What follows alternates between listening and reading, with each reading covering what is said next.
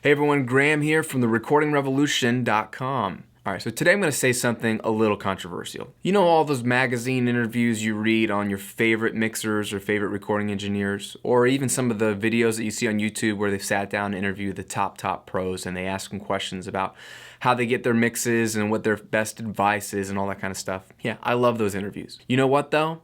We really shouldn't pay attention to what they talk about. Huge preface because I'm making a point.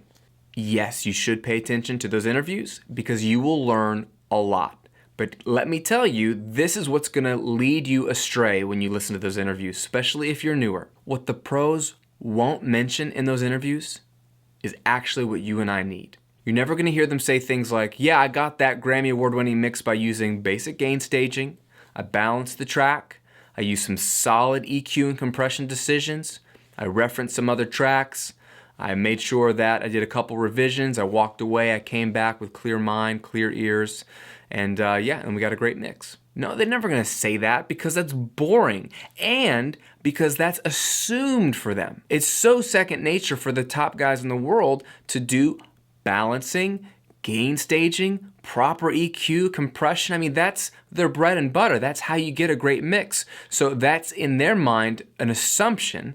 And so what they think people are more interested in and what they're probably more interested in is what tools they used. I used that preamp, I used that microphone, I used that plug-in chain on the drums, and I love that one preset, or when I boost 1K on that one EQ, it sounds so sweet or does something to the low end. They're doing this every day for a living, and they're really good at what they do, and so the nuances of what they do, usually what gear they used or what sonic characteristics a certain plugin brings to a track, that's more interesting to them. So that's what's on their mind, that's what they're going to share. And ironically, that's what you and I want them to talk about because we're obsessed with gear. We're obsessed with it in the sense that when we have bad sounding tracks, we blame the gear. We're obsessed with it in the sense that when we get great mixes, we praise the gear. Oh, it's because of this awesome plugin I got, or I upgraded my DAW, or have a new mic pre. That's why my stuff sounds good. But what you and I need to hear is someone say, you need to use EQ well. You need to slow down and stop adding too much compression. You actually need to balance the faders and get proper gain staging before you use any plugins. But the pros will never say that because it's already assumed in their workflow.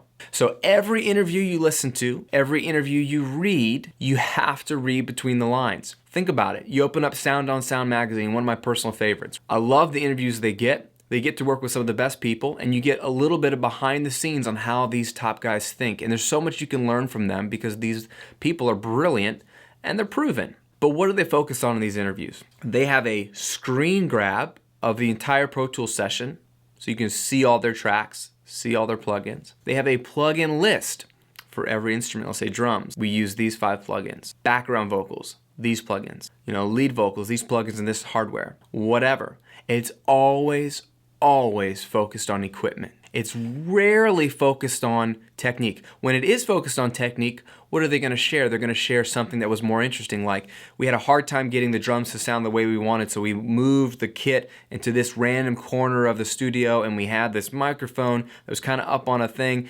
And that's fun. I love weird mic technique. I love situational recording and mixing, or I love when there's problems and they had a creative challenge or solution to the challenge. But no one's going to talk about, I sat at the board, I balanced everything, I made sure I wasn't driving the mix bus too hot, I used simple EQ where I carved out frequencies that were masking other frequencies, I made room for each instrument, I brought in a little bit of compression to just tighten up things, I glued things together a little bit with a compressor here, I made sure that things sounded good on multiple speakers, I took some time and walked away from the mix and came back with a fresh set of ears. They're not going to share that because that's assumed for them. This is what they do. It's their bread and butter. They've been doing this for years and they do it every single day.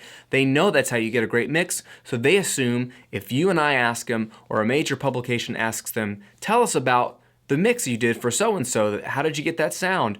They think we want to hear about the little colorations, the unique pieces, the gear, the fun, interesting things. No one wants to read a magazine about boring things like use EQ well, use compression well, you use proper gain staging. That's probably why my website seems to stand out for some reason against other ones, because I talk about the boring things, because I know that it's actually what you need to get a great sounding mix. I know it's actually what I need. Here's the thing.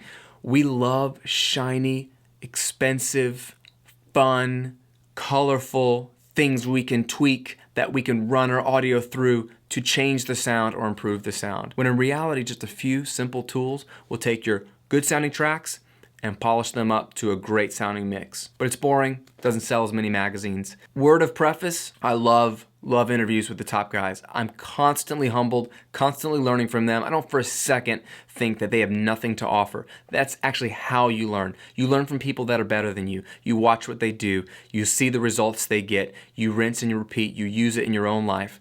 But I do know that these guys are spending a lot of their time talking about and considering gear because they're bored. It's what they do for a living, and at this point they want to nuance down that final few percent of things that make their mixes that much more interesting. But what you and I need is bread and butter.